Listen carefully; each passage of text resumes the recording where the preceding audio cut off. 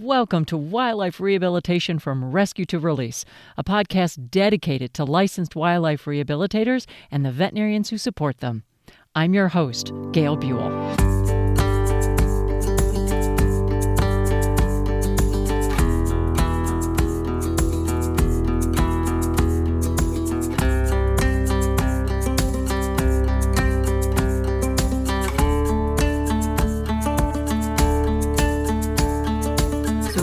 You probably know from listening to the podcast that Partners for Wildlife sponsors wildlife rehabilitation from rescue to release. But you may not know a whole lot about Partners for Wildlife, especially if you haven't clicked the link or haven't looked into it further. Well, today we're going to be talking to Rob Kulhanek, and he is the Program Manager for Partners for Wildlife.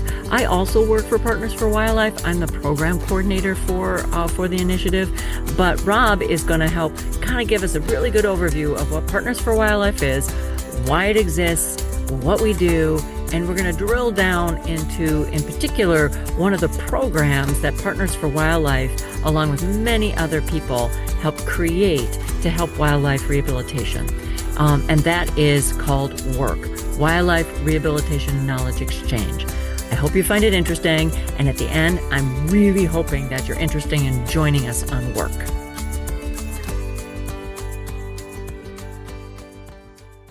Rob, I have to say that I'm kind of excited about this. It's going to be a little interesting for me because we work together on a regular basis, Right. but I thought that people don't really maybe know what Partners for Wildlife is about and kind of some of the things that we do. And they're, of course, support the podcast here, but maybe that's as much as people know. So I am so glad that you agreed to come on today. And how I usually start is I ask people what their quote unquote origin story is. So I'm going to ask you that. So Rob, could you tell everybody kind of how you got to be program manager for Partners for Wildlife? Absolutely, absolutely. And I have to say, I'm really honored to be here too. I kind of feel like Bob Barker finally called me up on the stage on The Price is Right because I've been listening to the podcast and supporting you in this work for the last 4 years or so. So it's really exciting to finally have my voice on the airwaves, as it were. Um, so how did I end up at Partners for Wildlife? So I'm actually an ecologist by training. And then I also have my master's in environmental education. But in practice, my professional background has always been in sort of like higher ed program management, program strategy. All of my jobs post undergrad have been in sort of managing, building large scale programs based out of universities. So in practice, this really fit. And then I found that Partners for Wildlife really overlays well with my ecologist training. Like ecology is all about systems thinking. It's all about big, complex patterns and what inputs there are and what outputs there are, and how do you coordinate things? How do things work together? How do things interact? And I feel like Partners for Wildlife, as we both know, is this sort of big, I always call it like a cephalopodian program. Like it's got a lot of tentacles, it's got a lot of different arms, a lot of different things. Uh-huh. And so there's a lot of good parallels there in helping think about how we manage this really complex system that's supporting a relatively complex sector. So yeah, I when I moved back to Minnesota from New York, I was looking for jobs at the university, and lo and behold, the famous Raptor Center that I'd been visiting since I was a little kid was looking for someone with my skill set, and it was the perfect dovetail for me. Dovetail, haha, Mhm. rehabilitation. So you didn't really, I mean, besides visiting the Raptor Center, you really didn't have lots of intersection with wildlife rehabilitation. Is that right? No, not specifically wildlife rehab. This is a thing that I had known about, like the Wildlife Rehab Center in Minnesota. I grew up in the area. I'd known about that. But no, not wildlife rehabilitation, as a practice, as a sector, I hadn't engaged with that. And in fact, to be perfectly honest, Gail, first time reveal here on the podcast, I was kind of a skeptic when I applied for the job. And it's been amazing to be in this job and learn from folks like you and other practitioners in the space and really grow to appreciate the value and the like sort of nobility of the work, honestly. Wow, excellent. I was going to ask if you found something kind of surprising coming in as not having a background in wildlife rehab and now you're managing this program. If you found something surprising, or some observation that just like, oh, I didn't think of it that way, or something like that. And there might not be anything. I don't know, but No, I think that's a really good question. And I think, as a person who went through like an ecology program, I was very much trained to think population level, ecosystem level, biosphere level, right? I was hmm really up in that scientific mindset of like the species matters, not the individual. And then to hmm be put in this position where I'm working with people who receive the individual animal in front of them and care deeply about that individual animal, like that, I had to turn my thinking on its head in that way, hmm, to get invested in the work, like to see the inherent value in a single cottontail or a single passerine or a single painted turtle, like super right. common species. It was fascinating to hear so many voices early in this job who argued passionately and inherently about the value of those individual animals. hmm And I had to shift my mindset. And it's been incredible to sort of get steeped in this space and continually hear from those voices and start feeling that myself. Oh, wow. Wow. Excellent. Excellent. Cool.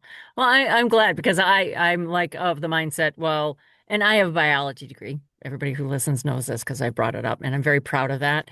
And certainly a lot of that is also population level. And I just keep thinking populations are made up of individuals Right. and we Right. can learn a hell of a lot from the individual. And we've certainly seen that wildlife rehabilitation can be on the front lines in a lot of disease outbreaks and things like that over the years. But thank you. Thank you for sharing that. Yeah, So we'll shift now to Partners for Wildlife.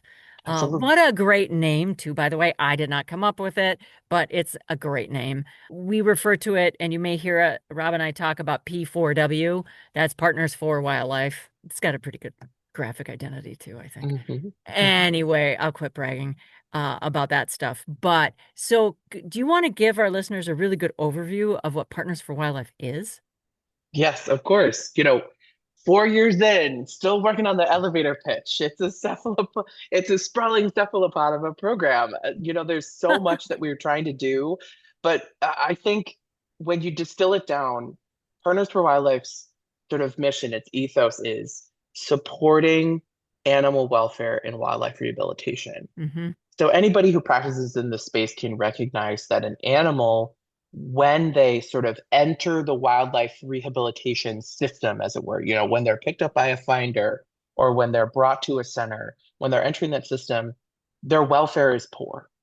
They're injured, they're ill, they're orphaned, they're kidnapped unintentionally or intentionally, whatever the case may be. They're terrified. They're terrified, their stress levels are high, Right. there's a risk of pain, there's risk of suffering, there's risk of death.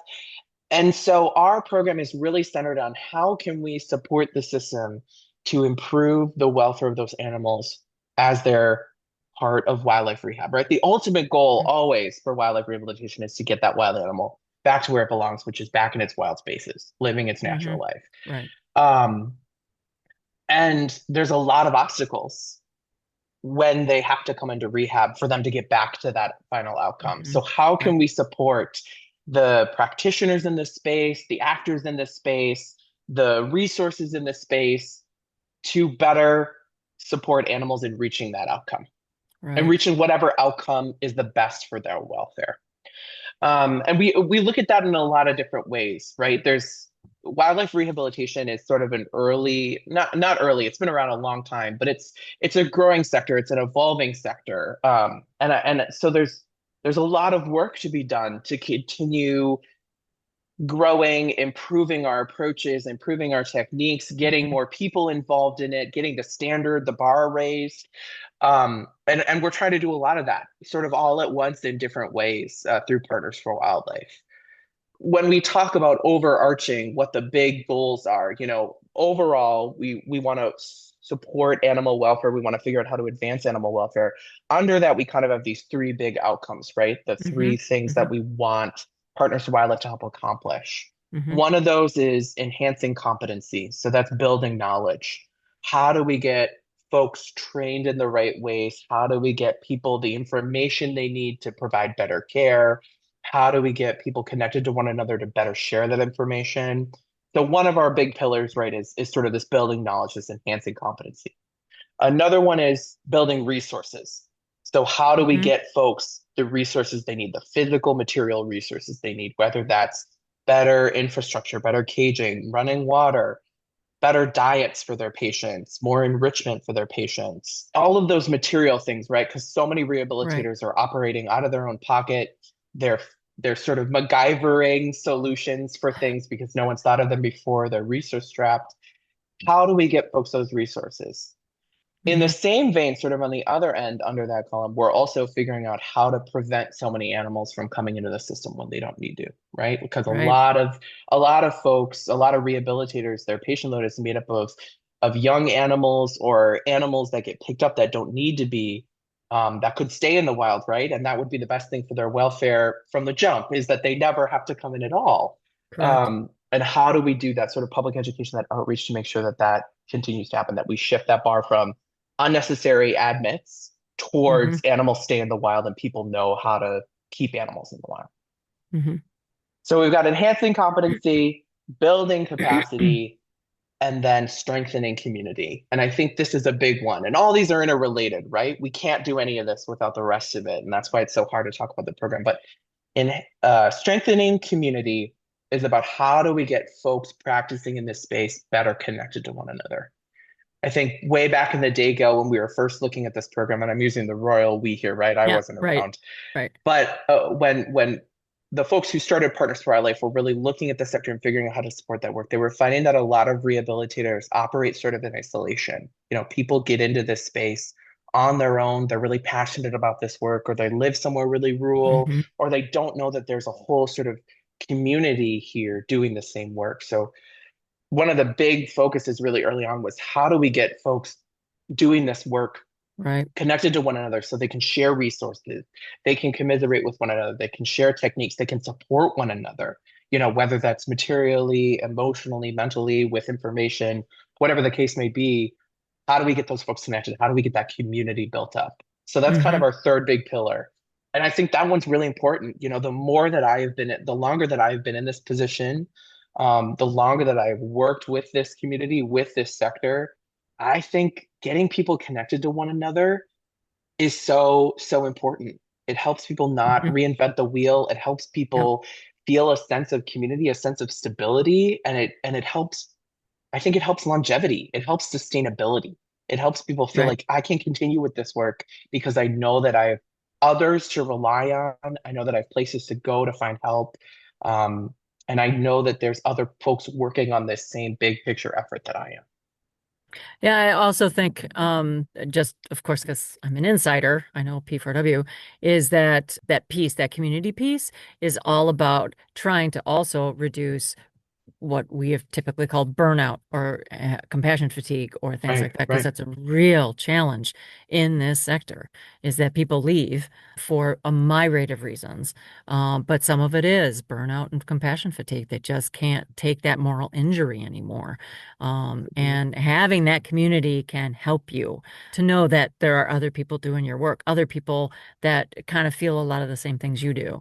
Anyway, I Mhm. just wanted to add on that because I think that that's also a big component of it. So, Absolutely.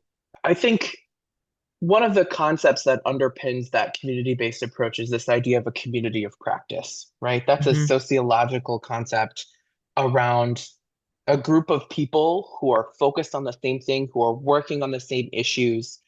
A community of practice is the concept of those folks sort of working in unity or working as one to share resources with each other, share information with each other, and sort of work on a problem together, right? And Right. that I think is we've seen this, you know, and I'm not a wildlife rehabilitation historian, but I think over the arc of this sector's development, that has become an increasingly prevalent concept for the space, right? It's not Hmm. just folks working on their own, saving the animals in their area and trying to release them back to the wild. Increasingly, there's these stronger connections between folks working individually, working in centers, centers working with each other, regional networks, building up to share information, share resources, compile their knowledge, and that we just see more and more of that, right? And that's partly part of our work, I would hope. Yeah. that we've done some things to help strengthen that system and emphasize it and help more people get connected to it. But I also think that's just as a group of people all work on the same problem and they become more aware of each other and they build those connections and they form that community, that sort of web of Hmm. interconnection strengthens. Right. And that's really some of the thought that's underpinning why we do this community building work, right? Is that it helps to have more and more people connected to the system to share information, share their strength, and reinforce one another in the work. Hmm. Oh, exactly. The other thing that I think people might be wondering, maybe at this point, maybe not at this point, is that, boy, how come I have not heard about Partners for Wildlife? Maybe I'm in Louisiana or maybe I'm in Arizona. And why haven't I heard about P4W? Great question. Great question. So Partners for Wildlife operates in a 7 state focus area, what we Hmm. call a focus area. And it's the 7 states bordering Canada, starting with Wisconsin and moving west. I can't frame it any other way more I efficiently. know, So I know. we actively work in Wisconsin, Minnesota, North Dakota, Montana, Idaho, Washington State, and Alaska. So most of our work, much of the work that is underpinned by our funding, is deployed in those 7 states. Hmm. As many of your listeners, I almost said are. I'm claiming your That's listener base okay. already. You Many of can you, do that. That's okay. many of your listeners certainly know that wildlife rehabilitation, at least the regulations underpinning it, vary state by state, right? Hmm. And so it's really interesting to work across multiple states that all sort of treat rehabilitation slightly differently and do things slightly differently. While our sort of intensive focus is on those 7 states, Hmm. we also really do our darndest to try and come up with initiatives and programs and resources that will impact beyond those 7 states, right? Like wildlife Hmm. rehabilitation is happening everywhere. And it's Right. not like our 7 states are the most important or the most proficient or any measure of it, right? So we're always thinking when we're developing a new program, when we're assessing a current program, when we're thinking about our impact, how can we get this to echo beyond these 7 states? How can we support folks doing the work in places like Louisiana or wherever? Because all of that work is important, right? There's animals that need saving across the whole world, right? But also across our whole Hmm. continent, our whole nation. Right. And one of the things we haven't talked about is, well, why those 7 states, but that Partners for Wildlife is a grant-funded initiative. So Yes. we're grant-funded, and the folks that are funding us, they're the ones that determine the 7 states for us. I remember when we first started, and I'm like, no, we need the whole U.S. We can't just do it in 7 states. But we're such a small team, which you have not mentioned that, and I'm the program coordinator, so I travel in those 7 states. Very quickly, it became apparent there's no way we can do more than 7 states. This is already too much. Um, Yes. but we really try hard to figure out ways to reach beyond the 7 states. And that's one of the things that I wanted to talk about today with you is how we Yes. reach beyond those 7 states. So I don't know if there's anything, if you want to talk about some of the components, the other components, other objectives, other things that we do to get to those community of practice and all of those things that we've just talked about, and then we're going to get into the nitty-gritty of how we reach beyond. Yes. So we are grant funded Hmm. uh, through an incredible partner of ours who's been extremely supportive of our work over the last 8 years. Partners for Wildlife has been around since 2018. Hmm. We do operate a very small and a small but mighty team, in my opinion. Very small There's team. only 4 of us who Uh-huh. are paid full time to do Partners for Wildlife work, and then we have a handful of other folks at the Raptor Center where we're housed at the University of Minnesota who contribute to the program as well, but not on a full-time basis. So it's Right. really just, I mean, if you put it down to brass tacks, it's just 4 of us doing Hmm. all of this work full time, Hmm. which yes, is a small number, and across 7 states is sometimes we ourselves get stretched thin, which we know mirrors our partners Right. across Right. wildlife rehab too. Yeah, we do a whole bunch of projects and programs. So we do things like host workshops, regional workshops where folks can come and get both technical and organizational training through us Hmm. and through other teaching partners of ours. Gail, as our partnership coordinator, travels around and visits individual folks' practices as well as centers, both large and small, and helps those teams or those individuals figure out how to do their work better, how to better support welfare under the resources and the sort of parameters that they have at their space, right? She does an incredible job of meeting people where they're at and helping them think about solutions to do the work better.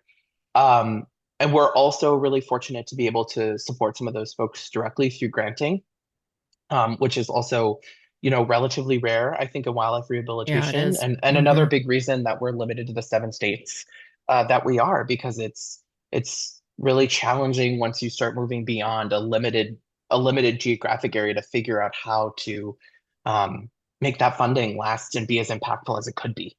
Right. Um, we also are really interested in getting more veterinarians involved in wildlife rehabilitation. I think everyone listening could recognize the value of having a good vet who can support the medical aspects of wildlife rehab.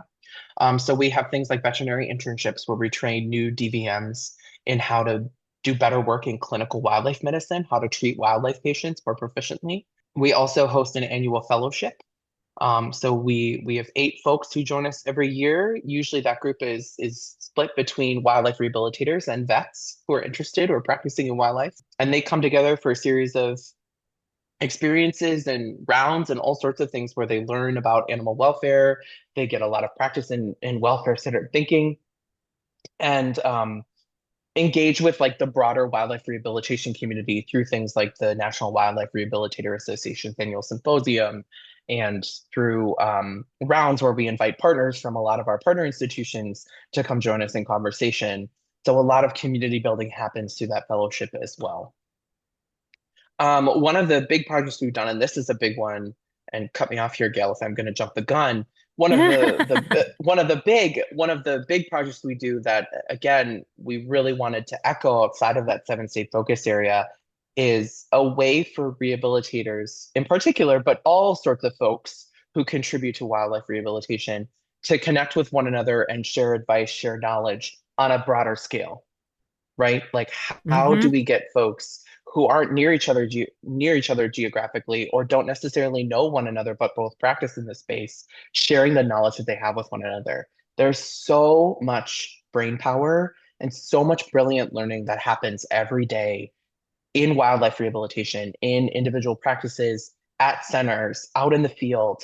People are learning so much every day, and knowledge in the space grows every day. And how do we get folks sharing that knowledge so not everyone has to discover the same things all on their own, right? Right. And that's what we've developed there in collaboration with some of our brilliant partner organizations in the space, like NWRA, like the International Wildlife Wildlife. Rehabilitators Council, IWRC, Uh-huh. and the Progressive Animal Welfare Society Wildlife Center out in Snohomish, Washington, and the Wildlife Rehabilitation Center in Minnesota. We collaborated over the last several years and have created the Wildlife Rehabilitation Knowledge Exchange, or WRKE. It took us quite a bit of brainstorming in our working group to figure out that acronym. Is an online discussion board platform. So it's hosted through the Veterinary Information Network. For our veterinary listeners, you've probably heard of VIN, as it's called. VIN has been around since the 90s.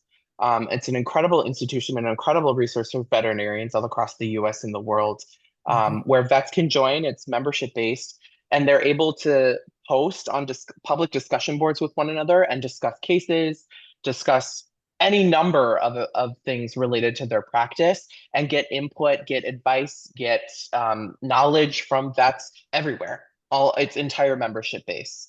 So when P4W and its partner organizations were working on developing a similar resource for wildlife rehabilitation and wildlife rehabilitators, the group approached Vin, and Vin was extremely collaborative and offered to build a private area of its Vin platform for rehabilitators to access for free. I joined Partners for Wildlife shortly thereafter, as all the logistical and legal details were being worked out between those partnerships. But truly, NWA, IWRC, WRC, PAWS, and P4W owe a huge debt of gratitude to VIN, to the folks at the Veterinary Information Network. And so essentially what it is rehabilitators and wildlife vets who don't have a VIN membership and other folks who are adjacent or working in the sector, like staff, volunteers, Mm-hmm. veterinary students, all sorts of folks, register to join work with our group of organizations. So when folks register, they actually register with us, and then they are submitted to VIN to be able to join work.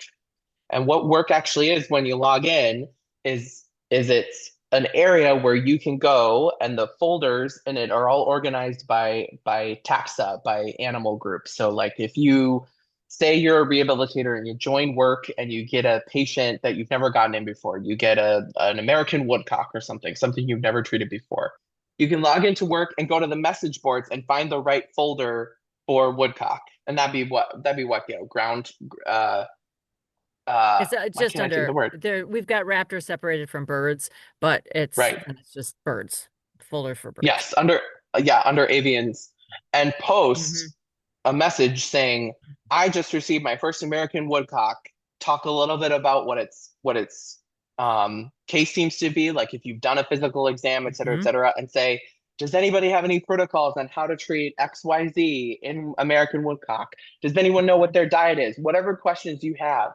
And then other users, other folks who've registered, rehabilitators from across the US, maybe some vets from VIN, whoever, can all chime in.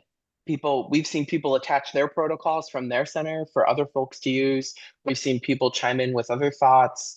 And it's just another resource for folks to be able to access this broader network of information and knowledge that they probably didn't have access to before, which is really exciting for wildlife rehabilitation, I think. Right. And of course, I'm totally on board with it. I've been with all the meetings and helped, kind of form this whole listserv, and I know how wonderful it is. And both of us are moderators for it. But let me ask you this. So I go on Facebook and I'm on Facebook, and and I'm a member of a lot of different Facebook groups that have to do with wildlife rehabilitation. There's the Right. songbird wildlife rehabilitation, there's the bats, there's a couple bat rehabilitation. There is I know there's a couple mammal ones. There's an opossum one. So those are already there. And so if I was in those Facebook groups, why would I do this? Why would I think that work would benefit me?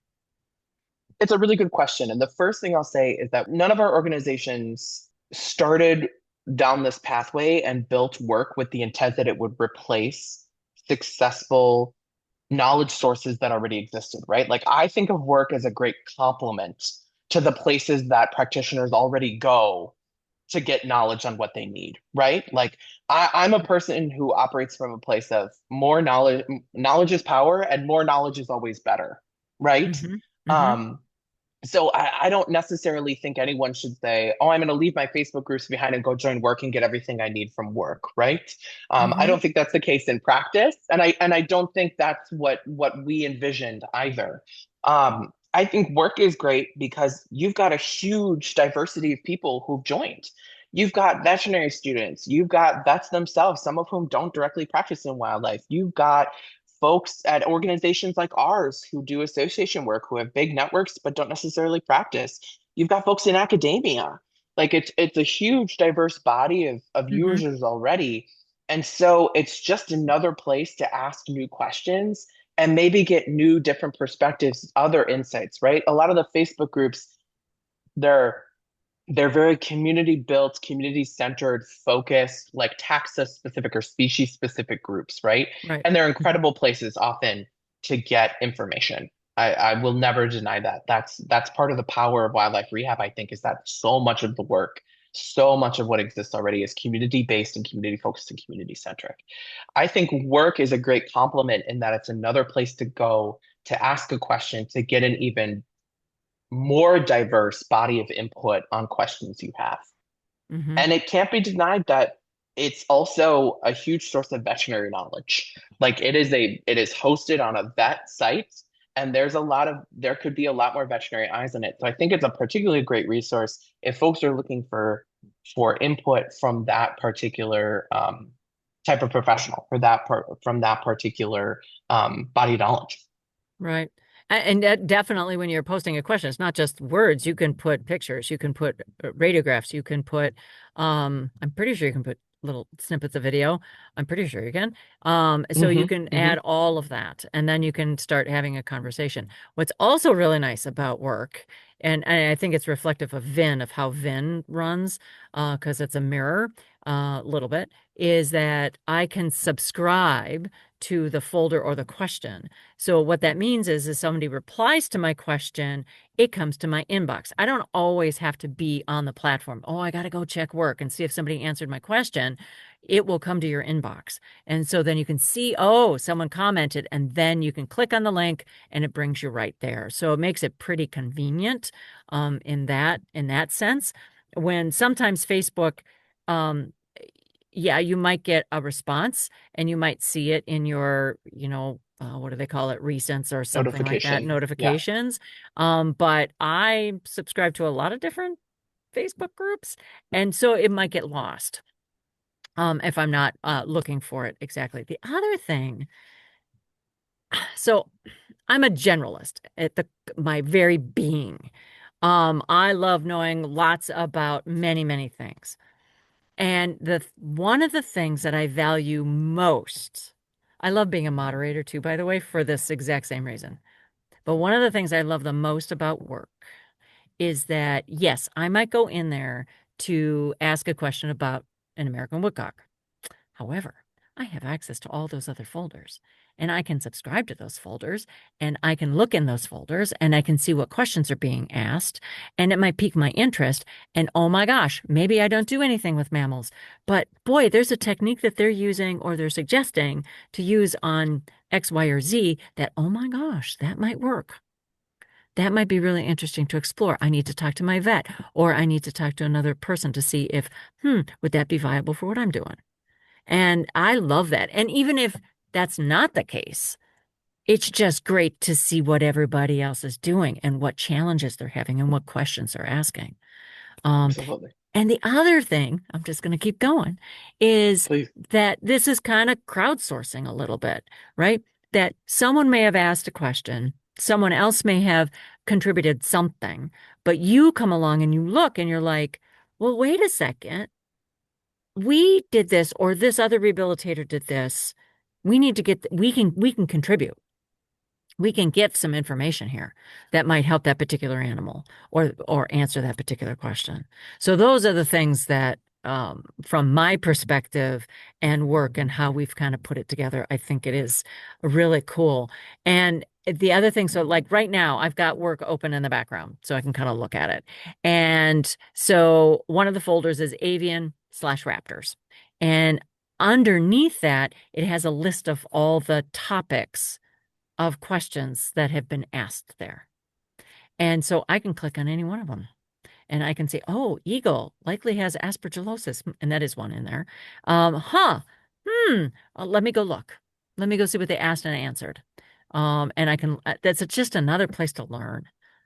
Absolutely. The vision, work is only in its first couple years of existence, right? Right. So the body of knowledge there hasn't been built up to its full potential. But the vision down the road is that someone joining years in the future, instead of having to go and ask a question, they can just go in and type in the search, this type of patient, this type of issue, or question about this thing. And Exactly. then work will be able to pull up all of the discussions that have happened over the years about that very issue. Right. That's a huge power that we hear from vets who have been on VIN, the broader network, for a long time, is that they Right. don't actually actively participate in conversation. VIN is just like a huge repository of knowledge for them. And our vision is that work will be that for rehabilitators Right. years down the road, right? The more Exactly. conversations that happen, the more discussions that get started, the more information that gets inputted, the more knowledge that gets shared. It just builds on itself, right? And it all Hmm. will stay there. And Hmm. so folks can continue to access conversations, discussions, responses, answers, solutions that came up years, months, years, whatever ago, and find the things that they're looking for as that repository sort of grows over Hmm. years of conversation amongst the Hmm. community, right? Hmm. as the community of practice continues to engage with itself. I Exactly. think that's a great point, Gail, um, to also think about, right? Because you might have some listeners, or we have some folks who we promote work to, and they say, "Well, I don't know if I necessarily need another place to go ask questions." Hmm. But I think there's a huge benefit to joining work regardless, to be a support person, to be a responder to folks. Like Exactly. if you feel like you're a more experienced rehabilitator, or you're looking for a way to give back to your community, joining work and being able to respond when a newer rehabilitator or someone who's encountering a patient they've never had before logs into work in a panic and goes, I just got this thing in and I don't know how to handle this XYZ thing, you're Hmm. able to be there and to respond and support folks. It's a way, I envision it as a way for folks to keep paying it forward, to support folks who are coming up behind them too, right? It's not Right. just about being able to ask the questions, it's also being present to be able to respond to questions from others. I think there's a Exactly. great Yeah. mutualism in there. That's another reinforcement of the community of practice. You all have knowledge to share. Every rehabilitator I've ever met has some tidbit that no other rehabilitator has because of their Hmm. experience. And I Hmm. think that's why it's essential that everyone think about, consider joining a resource like work. Okay. So this may have gotten, because we're presenting so much information on this. I want to reiterate this because I think it's very, very important. How much does work cost to join? A great question. Work is absolutely free and will be free for the foreseeable future. We are not making any Yeah. plans to put it behind any sort of membership fee or anything like that. It is absolutely free to register, it's free to join, and it's free to use. There's no cap on how much you engage with it.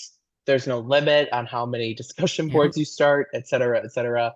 No, this is we wanted to make this P4W and the partner organizations that worked with us, NWA, IWC, PAWS, and WRC, we're all very committed to the accessibility angle of this, right? That was something we talked about from the very beginnings. How do we create a resource that folks in rehabilitation can access for free? We want it to Right. be as low barrier, little barrier as possible. And part of that is making it entirely free for folks to access and use. And even the sign up sheet, it's a little Google form and it's not hard at all. We need some basic information, right? Because this Right. is based off of email and things like that. But it is very basic, very easy to fill out. We'll fill out, a couple minutes, you'll be done, send it in. And then, so you guys have a little bit of a working knowledge of what happens behind the scenes. Rob, you batch send them in because we work with Vin. This is on their platform. It's just I call it Vin adjacent. It's Vin adjacent. So, um, you gather some and you have some for a week or a month and then you send them in. Is that kind of how you do it? Yes, currently we've been operating on sort of a quarterly basis with how um, regular registrations get sent to VIN to actually get folks added to the network. Mm-hmm. So folks usually see a few weeks of delay when they register with us before they actually get the invite from VIN to, create a login and join. But our hope is that as work continues to grow in popularity and folks' awareness and more people register, our hope is that we'd be able to speed that process up and get folks registered, formally registered on work even quicker. Okay. And I want to also mention in the show notes, there's going to be a whole bunch of links. And one of those links is the sign up sheet for work. Take a look Mhm. at it. We really would love you to explore it and come be on work. Let's get, what do we call it? The tagline, let's get to work, something Let's like get to that. work. Let's get Yep. to work. Let's get to work. So I really wanted to highlight this project that we've been working on because I think it's very important. I think it's very timely. I also think it's very valuable. And we have a lot of other forums, like Rob was talking about, like I was talking about earlier. This is a companion piece to that, but I think there's an enormous amount of value for it for wildlife rehabilitation. Um, is it limited if you're signing up? Is it limited just to people who are in the United States? It is not. Mhm. Absolutely not. And that was something that our good colleagues at IWC really advocated for, is to make this a globally accessible network. And so it is. You do not have Mhm. to be based in the US to join work at all. Okay, awesome.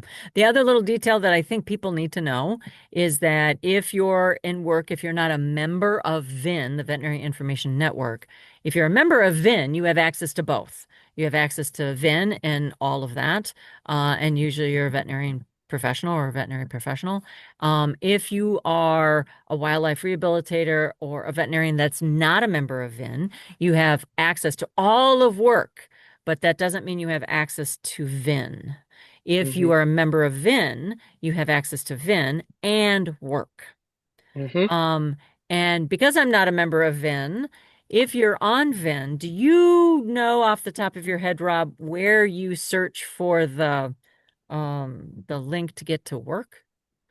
The easiest way to get to work, if you're already a logged in VIN member, is to go to vin.com/wildlife, and that will bring you to the work homepage. Awesome. Look at that right off the top of your head. Just amazing. I wonder if anybody's ever asked that question before. Anyway, so just that kind of just to clarify that piece, is that we're Venn adjacent and but there is so much already in work, that it is a great resource already. So we hope that you want to join us with Yes. work. Um, Please come join us at work. At work. Let's Come get work to with us. come work with us. All, Let's all the catchphrases. all the catchphrases. Let's do them all. But before I let you go, so we've talked mostly about work, and that's what the focus is for this. There is a few other things that Partners for Wildlife has initiated and worked on to try to push out beyond the 7 states. And I thought we would at least touch on them. We probably won't go into too much detail. If anyone listening is interested in more detail, I've also got a link in the show notes to the Partners for Wildlife homepage, where the podcast is housed. We're housed on all kinds of platforms, but we're also housed at our web pages, and it gives you a lot of background information about Partners for Wildlife and all the different pieces and parts of it. But as far as reaching out beyond the 7 states, Rob, what else have we been working on? Well, the thing that comes to my mind first and foremost, Gail, is this very podcast. This podcast is listened to all over the world, and of course outside of our focus Hmm. area. And this is where you're in the midst of what, season 5 now. Season So this has been 5. a Who knew? this has been a long running Hmm. effort to reach out to practitioners, professionals outside of our 7 state focus area. Hmm. Um, a lot of the work that we do in collaboration with NWRE and IWRC moves very quickly beyond just our 7 state focus area. So like this was pre my time with Partners for Wildlife, but Partners for Wildlife also supported the extensive revision of the minimum standards for wildlife rehabilitation to the standards for wildlife rehabilitation, Right. that soft green book that I know many of us and many of your listeners also probably have. We supported that process to sort of help raise the bar there, which is super exciting. We've supported the NWA annual symposium now for several years because we know, I always joke that that's the Met Gala of the sector because it's I love that. a lot of people come to that, and it's a huge event. It's such an exciting event to participate in. NWA does such a brilliant job putting that on every year, and we're super honored to have been able to support that over the last few years because we've seen how transformative participating in that event is for folks like our fellows and for other practitioners we work with who are able to Okay, be a part of that event. I have to make a comment because you call it the Yes. Met Gala, and I'm like, well, people do come in interesting outfits. Uh-huh. And you never know what's going to happen at the banquet. So yeah, Bingo. you're right. It fits. It's the Met Gala. um, yeah, I think it's those kinds of suites, right? What P4W, we are always trying to think about the fact that animals need saving everywhere. Animals are in rehabilitation everywhere. And while the core of our work is focused on these 7 states, how do we create things that echo beyond that, right? Right. That help everyone. And a lot of this is, we recognize that a lot of their work we're doing is sort of seminal or really foundational, right? The sector is going to continue to grow. We're hoping things like work will grow with it, right? We're Hmm. hoping that Right. I personally am hoping that we're, um, to use a common aphorism, like planting seeds that will grow into trees that I won't be here to see. Right. Like that there Mhm. will be stuff that outlasts all of us that will continue to support all the folks who choose this sort of pathway of passion to come into wildlife rehabilitation and help animals in the way that only rehabilitators do far into the future. Mhm. And that's how I frame in my thinking some of the work that we do that echoes outside of our focus area and that we hope will echo far into the future. Oh, I love that. I was trying to find a really good ending, and I think that was it. It was beautiful. We are trying to build excellence in wildlife rehabilitation. A lot of people are working toward that, and we're hoping that we can help with all of these things with Partners for Wildlife, including work, the Wildlife Rehabilitation Knowledge Exchange. Rob, thank you so much. Do you have any last thoughts before we go? Well, I do want to make sure I give just a huge shout out to the folks at NWRA and IWRC and Mm-hmm. Pause and WRC here in Minnesota. They've been incredible collaborators over the last several years as we've been working on work, as we've worked on a lot of other things. Those organizations plug into a lot of things with P4W. It takes a village. In fact, it takes a whole sector, and it takes major It does. organizations moving beyond their individual scope and thinking about how they can benefit the organizations and the people around them. Mm-hmm. And it's been some of the best, some of the most valuable work that I feel I've done has been in tandem with folks at those other organizations. And I couldn't be more grateful. Like Partners for Wildlife can only do so much, and our Right. reach and our impact is extended by being able to collaborate and be in partnership with other incredible organizations in the wildlife rehabilitation space. So huge shout out to all of you. You're amazing. And so is everyone else. I haven't yet met a rehabilitator who isn't like 110% committed to the bit.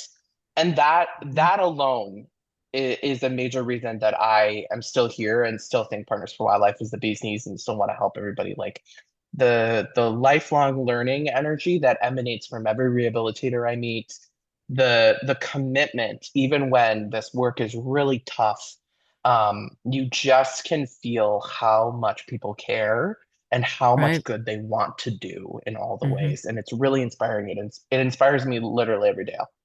Yeah, yeah, against all odds kind of vibe, and Absolutely. yeah, and I love it as well. That's why I've been involved in this field for a very long time, and I think that is even a better way to end this episode. Rob, I can't thank you enough. This has been a lot of fun, Well, and thank you. I of course adore Partners for Wildlife. I think we're doing wonderful work, and we keep trying to improve all the time. And so thank you again for being on. Much appreciated. And everybody go to the show notes to look at the links that we put in. So thanks again. Wildlife Rehabilitation from Rescue to Release is a production of Partners for Wildlife, working hand in hand with wildlife rehabilitators and the veterinarians to support them to improve the welfare of orphaned, ill, and injured wildlife. Our executive producer is me, Gail Buell. I'm the Partnership Coordinator for Partners for Wildlife with the Raptor Center at the University of Minnesota College of Veterinary Medicine. Our producer is Reese Rosado.